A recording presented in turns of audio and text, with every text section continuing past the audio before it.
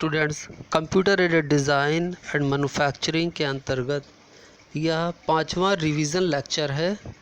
इन lectures में मैं आपको मैन्युफैक्चरिंग एप्लीकेशंस, रैपिड प्रोटोटाइपिंग के विषय में बता रहा हूँ।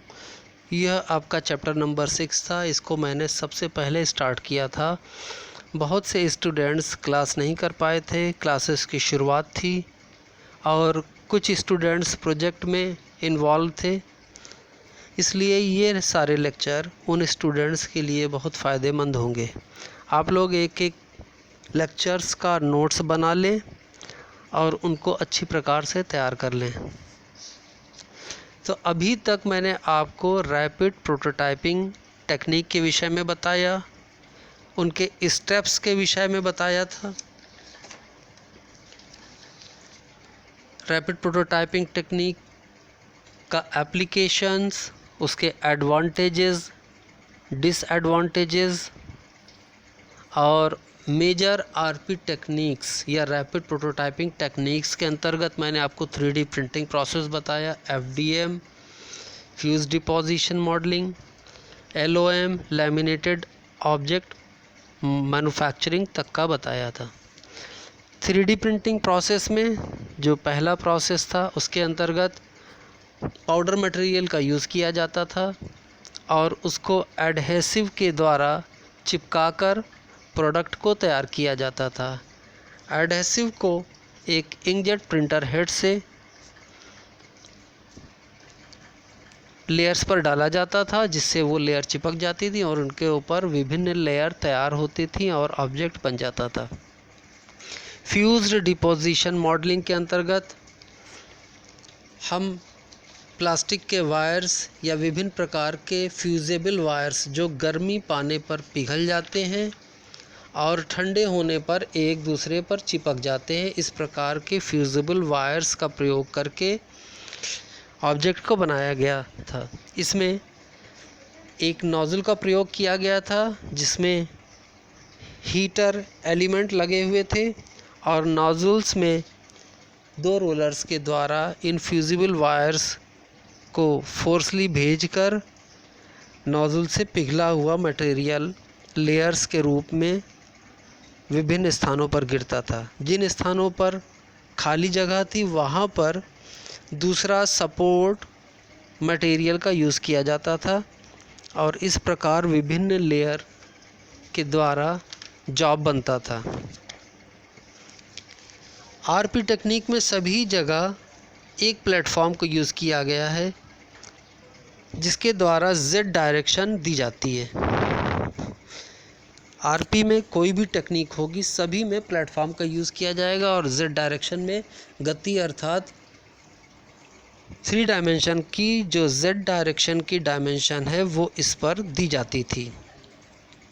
लैमिनेटेड ऑब्जेक्ट मैन्युफैक्चरिंग के अंतर्गत हम लैमिनेटेड पेपर का यूज़ करते थे। इन पेपर्स पर फ्यूजेबल गम लगा होता था जिनको एक हीटेड रोलर द्वारा प्रेस करके नीचे की लेयर पर डाला जाता था और उससे हमारा ऑब्जेक्ट तैयार होता था। इसमें हम लेज़र बीम के द्वारा कटिंग करके ऑब्जेक्ट बनाते थे। आज का topic selective laser sintering. Selective laser sintering इस आरपी टेक्निक में या रैपिड प्रोटोटाइपिंग टेक्निक में हम पाउडर का प्रयोग करते हैं और उसको एक लेज़र के द्वारा फ्यूज़ करते हैं या उन्हें पिघलाकर आपस में चिपका देते हैं। आइए इसका स्कीमेटिक डायग्राम देखते हैं जिससे आपको ऑपरेशन क्लियर होगा। इसमें भी 2 चैम्बर यूज़ किए जाते हैं। एक चैम्बर में सप्लाई पाउडर जिसको फ्यूज़ करना है वह भरा होता है तथा दूसरे चैम्बर में एक प्लेटफॉर्म के ऊपर हमारा 3D जॉब बनता है। पाउडर की सप्लाई चैम्बर से एक रोलर के द्वारा की जाती है और Z डायरेक्शन में प्लेटफॉर्म नीचे मूव करता जाता है जबकि सप्लाई पाउडर का प्लेटफॉर्म ऊपर चढ़ता जाता है। आइए देखते हैं यह तकनीक किस प्रकार से कार्य करती है। इस तकनीक में एक रोलर से सप्लाई चैम्बर से पाउडर को स्क्वीज़ करके कंस्ट्रक्शन चैम्बर के पिस्टन के ऊपर एक लेयर बना दी जाती है। इस लेयर को एक लेज़र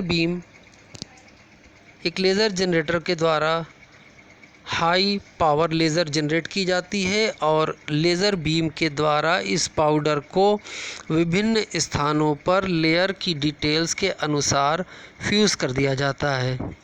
इसमें प्रायः कार्बन डाइऑक्साइड लेज़र का प्रयोग किया जाता है।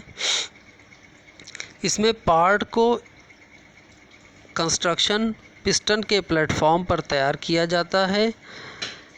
जब एक लेयर तैयार हो जाती है तब दोबारा स्क्रैपर रोलर के द्वारा एक पाउडर की दूसरी लेयर फिर बिछा दी जाती है और उस पर अगली लेयर की डिटेल के अनुसार विभिन्न स्थानों पर हाई पावर लेज़र बीम के द्वारा फ्यूज़ कर दिया जाता है और यह लेयर के पार्टिकल्स पिघलकर नीचे वाली लेयर के पार्टिकल से चिपक जाते हैं। इस प्रकार यह प्रक्रिया बार बार दोहराई जाती है जब तक कि हमारा ऑब्जेक्ट पूरा बनकर तैयार नहीं हो जाता। इस प्रक्रिया में पाउडर डिलीवरी पिस्टन एक लेयर के बराबर उठता है, उसी समय कंस्ट्रक्शन पिस्टन एक लेयर के बराबर नीचे की ओर बैठता है। XY डायरेक्शन में लेज़र का डिस्ट्रीब्यूशन एक स्कैनर सिस्टम के द्वारा किया जाता है, जबकि Z डायरेक्शन में कंस्ट्रक्शन पिस्टन चलता है। इस प्रकार तीनों डायमेंशन की गतियाँ मिल जाती हैं और ऑब्जेक्ट तैयार हो जाता है। Features of selective laser sintering. Material type, इसमें पाउडर मटेरियल का प्रयोग किया जाता है जिनमें मटेरियल नायलॉन्स, इलास्टोमर्स या मेटल हो सकते हैं। इनको फ्यूज़ करके लेज़र के द्वारा निचली लेयर में चिपका दिया जाता है। इसमें मिनिमम लेयर थिकनेस 0.1 mm तक बनाई जा सकती है। इसकी सरफेस फिनिश, इसमें बनाए जा रहे जॉब की सरफेस फिनिश एवरेज होती है, ना बहुत ख़राब होती है ना बहुत अच्छी होती है। बिल्ड स्पीड, इसकी बिल्ड स्पीड या बनाने की स्पीड काफ़ी फास्ट होती है क्योंकि लेज़र स्कैनर बहुत तेज़ी से लेज़र को विभिन्न स्थानों पर डालता है और पिस्टन तेज़ी से नीचे खसकता जाता है और ऑब्जेक्ट बहुत जल्दी बनकर तैयार हो जाता है। FDM के मुकाबले इसमें बहुत कम समय में जॉब तैयार हो जाता है। FDM में जब एक लेयर का मटेरियल ठंडा होकर जम जाता था तब दूसरी लेयर बिछाई जाती थी, परंतु इस तकनीक में तुरंत मटेरियल ठंडा होता है, लेयर बहुत पतली होती है और लेज़र बीम बहुत तेज़ी से विभिन्न स्थानों को फ्यूज़ करती है। एप्लीकेशंस, इनका प्रयोग functional testing, less detail parts व हाई टेम्परेचर एप्लीकेशंस इत्यादि में किया जाता है। Thank you.